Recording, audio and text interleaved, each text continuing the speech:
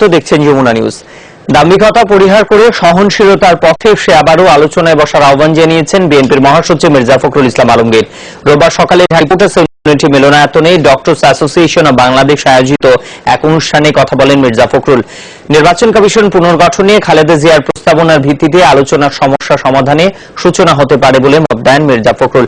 সারা দেশে দলের নেতাকর্মীদের খুন গুম নির্যাতন করা হচ্ছে বলে অভিযোগ করেন তিনি। সরকারের সমালোচনা করে মির্জা ফখরুল বলেন, কোনো ঘটনা ঘটলেই বিএনপির নেতাকর্মীদের জড়ানো হচ্ছে।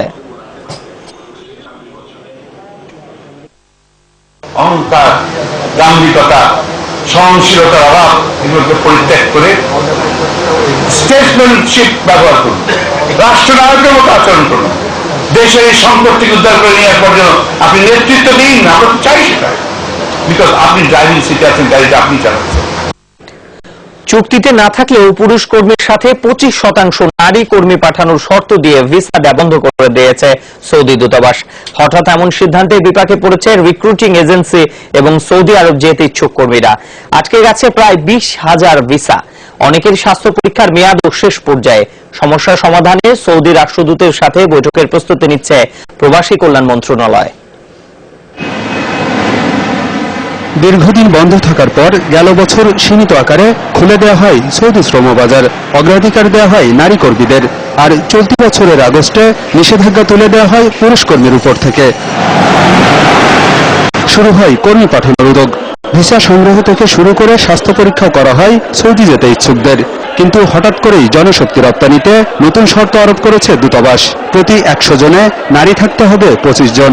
এতে বিপাকে পড়েছেন কর্মীরা। মেডিকেলেও হয়রানি, যে এম্বাসিতেও হয়রানি, আমাদের পাসপোর্টগুলো জমা নিচ্ছেন। ভিসা হচ্ছে আমাদের পাসপোর্টের মেয়াদও শেষ হয়ে যাচ্ছে, আমাদের মেডিকেল রিপোর্ট মেয়াদ আছে 4-5 দিন, ওটাও শেষ হয়ে যাচ্ছে। তো আমরা কি করবো? চাহিদা অনুযায়ী নারী কর্মী দিতে না পারায় ভিসা স্ট্যাম্পিং বন্ধ রেখেছে সৌদি দূতাবাস। এ কারণে প্রায় 20,000 কর্মী পাঠানো সম্ভব হচ্ছে না। আপনি তো গত 1 বছর ধরে মহিলা কর্মী পাঠিয়ে আসছেন, তখন তো আপনি কোনো পুরুষ কর্মী ভিসা ছিল না। তাহলে আমি তো অলরেডি মহিলা কর্মী আমরা পাঠালাম, তাহলে এখন কেন আমাকে প্রত্যেকটি পুরুষ কর্মীর সাথে মহিলা কর্মী জমা দিতে হবে? সো এই কারণে কিন্তু যে ভিসাগুলো আদার ক্যাটাগরির অলরেডি ইস্যুড হয়ে আছে, সৌদি আরব থেকে যে ডিমান্ডগুলো চলে আসছে, সেগুলো লোকগুলো যেতে পারছে না। সৌদি আরবের বিজনেসটা একদম স্টাক হয়ে গেছে আমাদের জন্য। সুতরাং এখন this is one of the very very crucial time for Biden member, যে যারা নাকি ভিসা নিয়ে আটকা পড়েছে, এটা খুব তাড়াতাড়ি এটা সমাধান হওয়া প্রয়োজন। বিষয়টি এরই মধ্যে অবহিত করা হয়েছে দূতাবাস ও মন্ত্রণালয়কে। প্রবাসী কল্যাণমন্ত্রী জানিয়েছেন, পুরুষ কর্মীর সাথে নারী কর্মী পাঠানোর শর্ত নেই চুক্তিতে। বলেন, উদ্যোগ নেওয়া হচ্ছে এ সমস্যা সমাধানের। যে কোনো অর্থে আমরা নারী শ্রমিক চাই, এই জন্য বিভিন্ন রকমের করতেছে আর কি। তবে আমরা নারী শ্রমিক দিতে চাই, কিন্তু আমাদের পুরুষ কর্মী আগে যাক। এটা আমাদের সাথে কোনো চুক্তিতে ছিল না।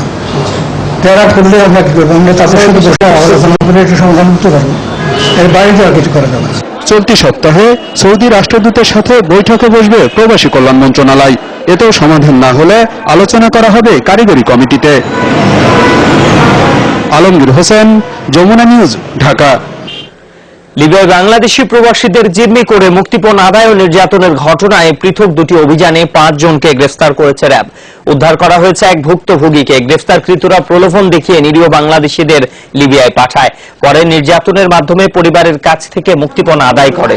রোববার বিকেলে র্যাবের মিডিয়া সেন্টারে ব্রিফিংয়ে জানানো হয়, এ ব্যাপারে লিবিয়ায় বাংলাদেশ দূতাবাসে যোগাযোগ করে তথ্য সংগ্রহ করে র্যাব। এভাবে এই চক্রের 5 জনকে গ্রেফতার করা হয়।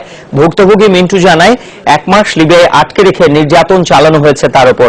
পরে দোকান বিক্রি করে মুক্তিপণের টাকা পাঠালে ছেড়ে দেওয়া হয় তাকে। ঢাকায় সুইডিশ দূতাবাসে অনুষ্ঠিত হলো দেশটির গণমাধ্যম আইনের 250তম বার্ষিকী।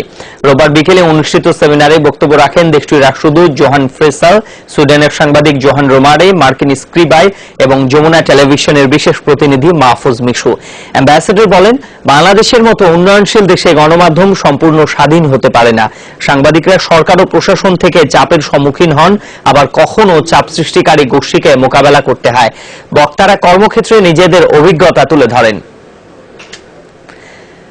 ক্যামব্রিজ ইন্টারন্যাশনাল পরীক্ষায় শীর্ষ 13 শিক্ষার্থীকে অসাধারণ কৃতিত্বের জন্য পুরস্কৃত করেছে ব্রিটিশ কাউন্সিল ও ক্যামব্রিজ ইন্টারন্যাশনাল এক্সামিনেশনস।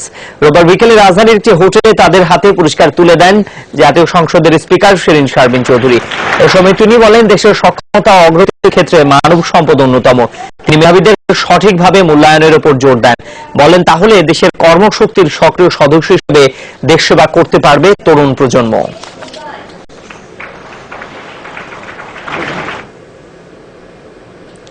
যমুনা নিউজে আবারও বিরতি নিচ্ছি, আমাদের সঙ্গেই থাকুন।